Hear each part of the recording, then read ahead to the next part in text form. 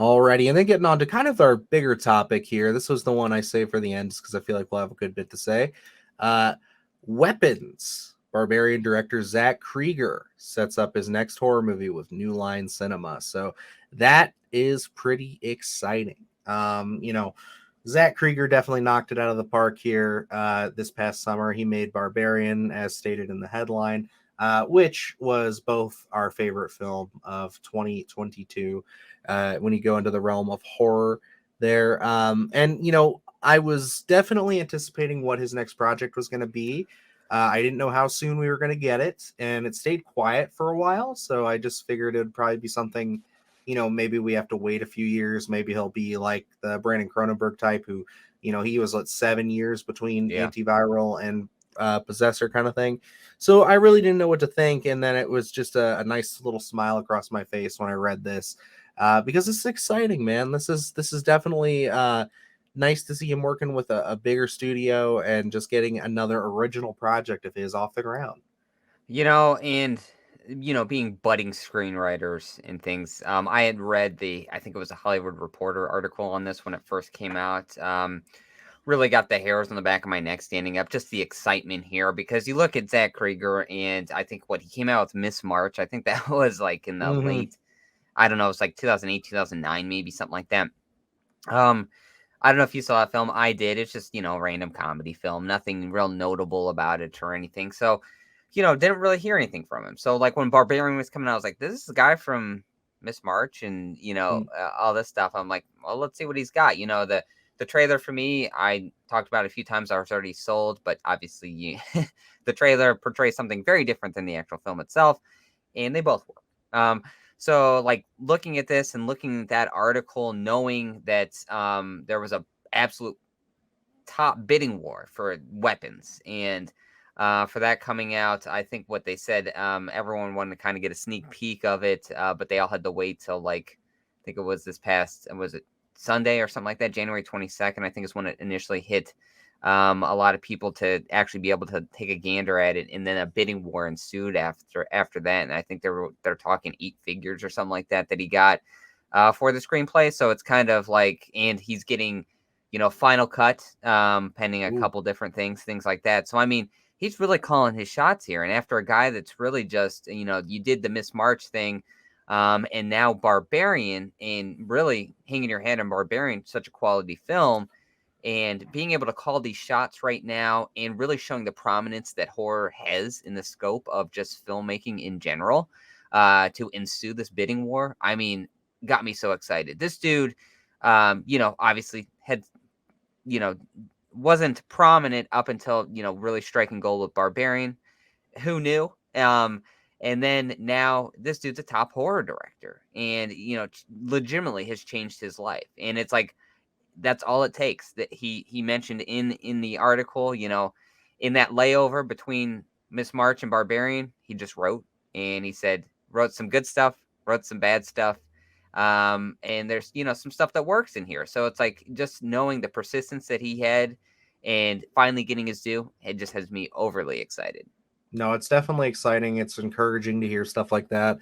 Yeah, I like this. This is all good stuff. I'm surprised that they agreed to Final Cut for him there. And I mean, that's kind of a daunting task. You'll see a lot of people like the guy who did It Follows had a movie come out just after Under the Silver Lake. I own it. I have yet to watch it still, but very controversial film. That was also a big thing where he got Final Cut and all that, and a lot of people say that it was wasted because it wasn't great or something like that. Very diverse.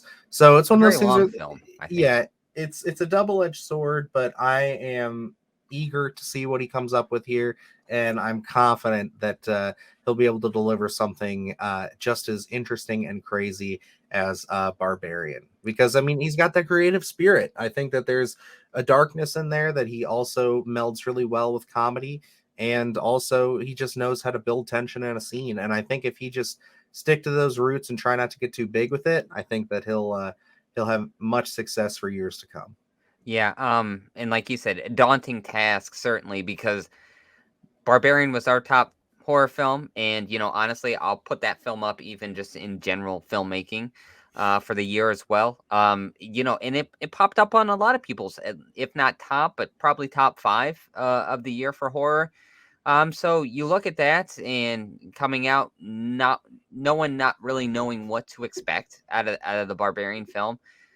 He automatically has big shoes to fill, his own shoes. And so it's like, I'm sure it's pretty nerve-wracking for him to kind of be like, oh man, I set a pretty high bar and I've got to live up to it. So, but in that layover, I'm sure Weapons was created in that long layover. So I'm sure that hunger that was there for Barbarian exists in the screenplay for Weapons. So I'm really excited for this one. I think, I have high hopes for it. So I hope they live up to them. But I'll go in, expecting the best. But I'm not gonna. I already have a soft spot for him, so it's probably going to be one of those things where I'll probably go light on him regardless. But we do have Barbarian, so regardless of Weapons, Barbarian top-notch filmmaking. So let's just hope the bar gets raised even higher with Weapons. I hope so too. I'm very curious to see a trailer for this and what kind of tone they're going for. If it's going to be kind of like that Barbarian style where they're going to try to hide as much, if it's going to be even like that with the twist or anything, or if it's going to be a little bit more of a straightforward story. I'm just curious to see his wings spread out even further, just to see what more he can do.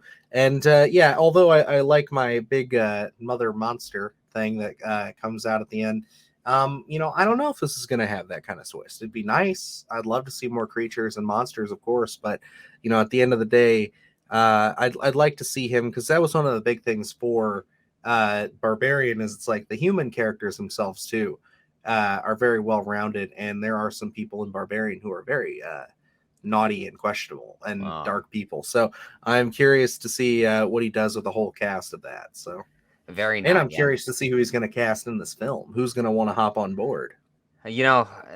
I think he's probably going to have a pick of a pretty good lineup, I'm guessing here. I did see in the article that I believe they mentioned Magnolia being kind of reminiscent of whatever Weapons is going to be. I haven't seen Magnolia, so I don't know what to expect there. I'm probably going to watch that one in anticipation of this. But, I'm excited for it. Like I said, I'm excited to see the casting as well. I think he's probably going to have a top list of people that he's going to be able to get for this film, because there is a lot of buzz around Zach Cregger and this upcoming film.